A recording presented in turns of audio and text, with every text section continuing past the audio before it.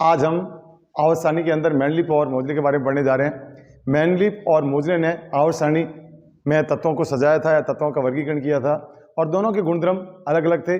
Mendeleev ने परमाणु का गुणधर्म परमाणु द्रव्यमान काम में लिया, जबकि मोजले ने परमाणु क्रमांक के गुणधर्म को काम में लिया। क्या हम कह सकते हैं मेंडलीफ ने परमाणु द्रव्यमान के आधार पर आवर्त सारणी को तैयार किया और मोजले ने परमाणु क्रमांक के आधार पर।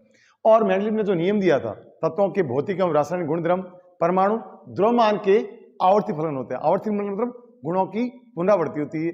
यहाँ जो गुणों की पुनरावृत्ति हो रही है वो परमाणु द्रव्यमान के आधार पर हो रही है, क्योंकि मेंडलीफ ने आवर्त सारणी को परमाणु द्रव्यमान के आधार पर सजाया था, जबकि मोजले ने आवर्त सारणी को परमाणु क्रमांक के आधार पर सजाया था। इसलिए गुणों की पुनरावृत्ति परमाणु क्रमांक के आधार पर हो रही थी, जिसे हम बोलते हैं आवर्ती फलन। तो उसका नियम होगा तत्वों के, मेंडलीफ का नियम होगा तत्वों के भौतिक एवं रासायनिक गुणधर्म परमाणु क्रमांक के आवर्ती फलन होते हैं, जबकि मोजले का नियम हो जाएगा तत्वों के भौतिक एवं रासायनिक गुणधर्म परमाणु क्रमांक के आवर्ती फलन होते हैं। एक में हमें परमाणु क्रमांक का जिक्र करना है और एक में हमें परमाणु द्रव्यमान का। बाकी नियम से हमें यहाँ परमाणु द्रव्यमान रखना है और हमें यहाँ परमाणु क्रमांक रखना है। और एक चीज हमें बड़े स्तर पर ये ध्यान रखनी है कि कब परमाणु क्रमांक काम में लेना है और कब परमाणु द्रव्यमान। तो हमें ये ध्यान रखना है जब भी मेंडलीफ की बात करेंगे तो हम परमाणु द्रव्यमान की बात करेंगे, और जब भी हम मोजले की बात करेंगे तो हम परमाणु क्रमांक की बात करेंगे।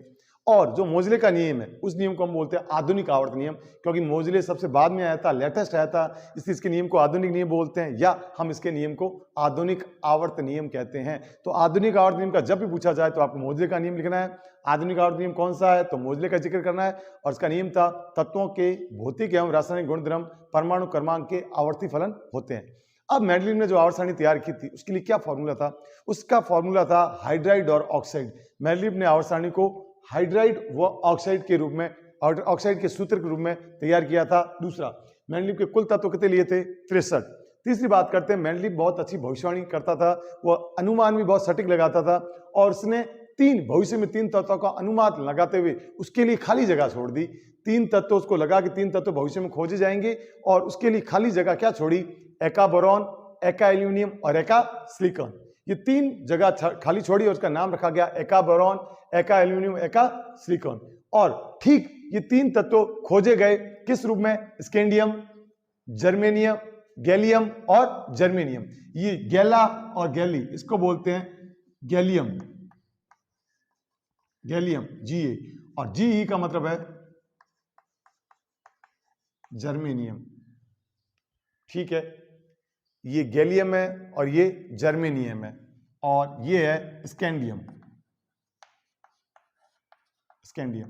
तो कह सकते हैं मेंडलीफ ने इन तीन तत्वों के लिए भविष्यवाणी करते हुए जगह खाली छोड़ी। इनका नाम मेंडलीफ ने रखा था एका बोरॉन, एका एल्यूमिनियम और एका सिलिकॉन। और ये तीन तत्व किस रूप में खोजे गए, तो एका बोरॉन खोजा गया स्कैंडियम के रूप में, ये खोजा गया एका एल्यूमिनियम के रूप में और ये खोजा गया एका सिलिकॉन के रूप में। अब कौन खोजा गया, एका बोरॉन की जगह कौन आया सटीक बेटा, स्कैंडियम, गैलियम और जर्मेनियम।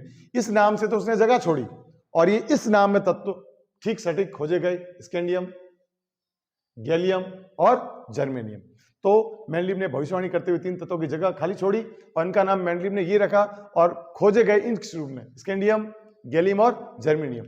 और मेंडलीफ की आवर्त सारणी खास बात क्या थी, उसकी आवर्त सारणी को इस प्रकार डिजाइन किया कि अक्रिय गैसों की जब खोज हुई तो उसको ठीक लास्ट में 18वें वर्ग को जोड़ा गया, कहीं भी कोई छेड़छाड़ नहीं की गई, कहीं भी कोई छेड़छाड़ नहीं की गई। कहने का मतलब आवर्त सारणी में बगैर छेड़छाड़ किए गए अक्रिय गैसों को लास्ट अंतिम में जगह दी गई।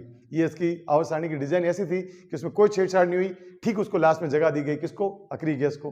तो ये मेंडलीफ के गुण है। क्या गुण है, कुल 63 तत्व लिए थे, हाइड्राइड और ऑक्साइड के सूत्र में इस्तेमाल किया था और भविष्यवाणी शानदार थी। इन तीन भविष्यवाणी करते हुए तीन तत्वों की भविष्यवाणी करते हुए खाली जगह छोड़ी।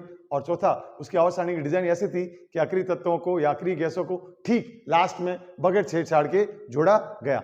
अब मेंडलीफ की आवर्त सारणी के दोष क्या है, दोष, अगर हम दोष की बात करें या हम कह सकते हैं इसकी क्या हानियां थी, तो हम कहेंगे पहली हानि, उसने क्या किया, उसने कोबाल्ट को निकल से पहले रखा, परमाणु भार के आरोही क्रम में रखा था, कोबाल्ट को निकल से पहले रखा।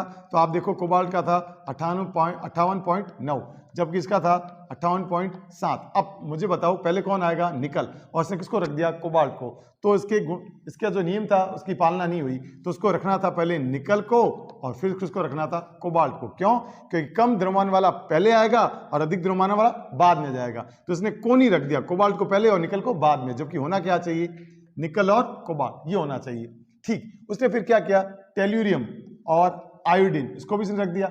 इसका था 127.6 और इसका था 126.9। अब मुझे बताओ पहले कौन आना चाहिए, 126 वाला पहले आना चाहिए और 127 वाला बाद में, इसलिए आयोडीन पहले आने चाहिए और टेल्यूरियम बाद में आना चाहिए। जो इसने रखा था वो गलत था, इसलिए इस अनुसार आना चाहिए। तो हम कह सकते हैं उसने कोबाल्ट को पहले रखा, निकल को बाद में। होना क्या चाहिए, निकल और कोबाल्ट। टेल्यूरियम अधिक भार वाले को पहले रखा और आयोडीन कम भार वाले को बाद में रखा। होना क्या चाहिए, आयोडीन पहले आना चाहिए, टेल्यूरियम बाद में आना चाहिए। ये इसके आवर्त सारणी का बहुत बड़ा दोष था। एक आवर्त सारणी का दोष क्या था, उसने समस्थानिकों के बारे में कोई जवाब नहीं दिया या समस्थानिकों का स्थान नहीं बता पाया। समस्थानिक क्या होते हैं, वे परमाणु जिनका स्थान समान होता है। जैसे हाइड्रोजन के 3 समस्थानिक है, हाइड्रोजन के 3 समस्थानिक। कैसे, हमेशा नीचे हम क्रमांक रखते हैं, इन तीनों का क्रमांक सेम है। देखो A111, तीनों का क्रमांक क्या है, सेम। अब इनका भार देखो, इसका भार है 1, इसका भार है 2, इसका भार है 3। तीनों का भार अलग है, भार हमेशा कहां रखते हैं, ऊपर।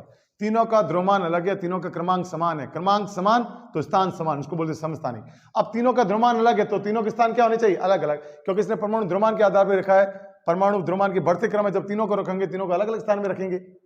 जबकि समस्थानिकों के बारे में इसने कोई बात नहीं बताई कि समस्थानिकों को कहां रखा जाए, इसने समस्थानिकों के बारे में कोई बात नहीं बताई। और समस्थानिकों को स्थान समान है, भार क्या है, अलग अलग, तो तीनों को अलग अलग स्थान पे रखना चाहिए। एक तो ये इसका ड्रॉबैक हुआ, और एक इसकी हानि ये हुई कि निकल को, कोबाल्ट को पहले रख दिया और टेल्यूरियम को पहले रख दिया। तो ये आवर्त सारणी का बहुत बड़ा दोष था, किसके, मेंडलीव का। समस्थानिक बारे में कोई स्थान निर्धारण नहीं कर पाया और इन तत्व अधिक भार वाले को पहले रख दिया। बाद में कौन आया, मोजले। मोजले ने क्या किया, परमाणु क्रमांक के आधार पर रखा, और परमाणु क्रमांक पे आपको मालूम है इन तीनों का क्रमांक क्या है, 1। तो ये तीनों एक ही स्थान पे आ गए, हाइड्रोजन एक ही स्थान पे आया, तो किसी प्रकार की कोई गड़बड़ नहीं हुई। तो इस प्रकार हमने मेंडलीव और मोजले के आवर्त सारणी के गुण और दोष देखे, और मेंडलीव के आवर्त सारणी के जो दोष थे वो अधिक भार वालों को पहले रखा और कम भार वालों को बाद में रखा गया, जो कि दोष था। और समस्थानिकों के बारे में कोई निश्चित स्थान नहीं दे पाया। तो इस प्रकार मुझे उम्मीद है आपको ये वीडियो पसंद आएगा, उसको लाइक करें, सब्सक्राइब करें और ज़्यादा से ज़्यादा शेयर करें। धन्यवाद।